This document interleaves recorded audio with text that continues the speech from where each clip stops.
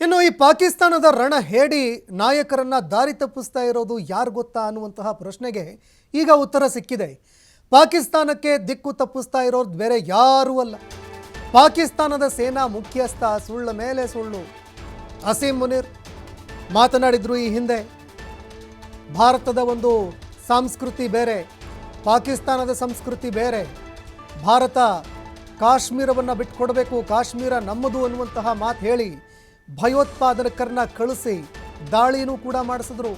ಮತ್ತೊಂದೆಡೆ ಅದೇ ಭಯೋತ್ಪಾದಕರನ್ನ ಯಾವಾಗ ಭಾರತ ಹುಟ್ಟಡಗಿಸ್ತು, ಆ ಭಯೋತ್ಪಾದಕರ ಅಂತ್ಯಕ್ರಿಯೆಯಲ್ಲೂ ಕೂಡ ಇದೇ ಪಾಕಿಸ್ತಾನದ ಸೇನಾ ಮುಖ್ಯಸ್ಥ ಅಸೀಂ ಮುನೀರ್ ಹೋಗಿ ಪ್ರಾರ್ಥನೆ ಸಲ್ಲಿಸಿ ಬಂದಿದ್ರು.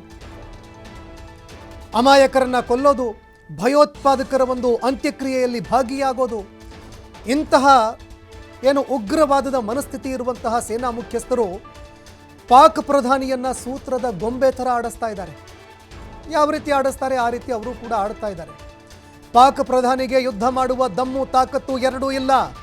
ಪಾಕಿಸ್ತಾನದ ಸಂಸತ್ತಿನಲ್ಲಿ ಅಲ್ಲಿನ ಸಂಸದರು ಕಣ್ಣೀರಿಡುವಂತಹ ಪರಿಸ್ಥಿತಿ ಬಂತು.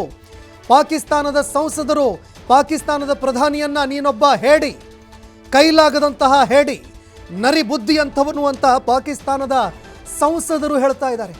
ಆಗ ತಾನೇ ನಾವು ಕೇಳ್ತಾ ಇದ್ವಿ, ಪಾಕಿಸ್ತಾನದ ಸಂಸದ ಶಾಹಿದ್ ಅಹಮದ್ ಕ್ಯಾಕರಿಸಿ ಉಗಿತಾ ಇದ್ರು, ನೀನ್ ಯಾವ ನಾಯಕನಪ್ಪ, ನೀನ್ ಯಾವ ರಾಜ, ಹೇಡಿ ರಾಜ ನೀನು. ನಮ್ಮ ಸೈನಿಕರಲ್ಲಿ ಸಾಕಷ್ಟು ಬಲ ಇದೆ, ಆದರೆ ನಿನ್ನಂತಹ ಹೇಡಿ ಪ್ರಧಾನಿಯನ್ನ ಪಡೆದುಕೊಂಡಿದ್ದಕ್ಕೆ ನಾವು ಇವತ್ತು ಇಂತಹ ಪರಿಸ್ಥಿತಿಗೆ ಬಂದಿದ್ದೀವಿ ಅಂತ ಕ್ಯಾಕರಿಸಿ ಉಗಿದ್ರು, ಮಂಗಳಾರತಿ ಮಾಡಿದ್ರು. ಅದೇ ರೀತಿಯಾಗಿ ನಿನ್ನೆ ನೋಡ್ತಾ ಇದ್ವಿ, ತಾಹಿರ್ ಇಕ್ಬಾಲ್ ಅನ್ನುವಂತಹ ಒಬ್ಬ ಸೆನೆಟ್ ಕಣ್ಣೀರಿಟ್ರು. ಯಾವಾಗ ಲಾಹೋರ್ಗೆ ನುಗ್ಗಿ ಭಾರತೀಯ ವೀರ ಸೇನೆ ಅಲ್ಲಿನ ಏರ್ ಡಿಫೆನ್ಸ್ ಸಿಸ್ಟಮ್ ಅನ್ನು ಸಂಪೂರ್ಣವಾಗಿ ಧೂಳಿಪಟ ಮಾಡ್ತು, ಅಲ್ಲಿನ ಸೆನೆಟ್ ಕಣ್ಣೀರೇ ಇಟ್ಬಿಟ್ರು, ಪಾಕಿಸ್ತಾನದ ಮಾಧ್ಯಮಗಳು ಕಣ್ಣೀರಿಟ್ರು.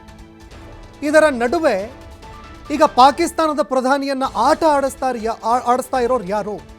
ಸೂತ್ರದ ಗೊಂಬೆ ಅಂತ ನಾವೇನು ಹೇಳ್ತೀವಲ್ಲ, ಯಾವ ರೀತಿ ಆಡಿಸ್ತಾರೆ, ಆಟ ಆಡಿಸೋನೆಲ್ಲ ಅವನೇ.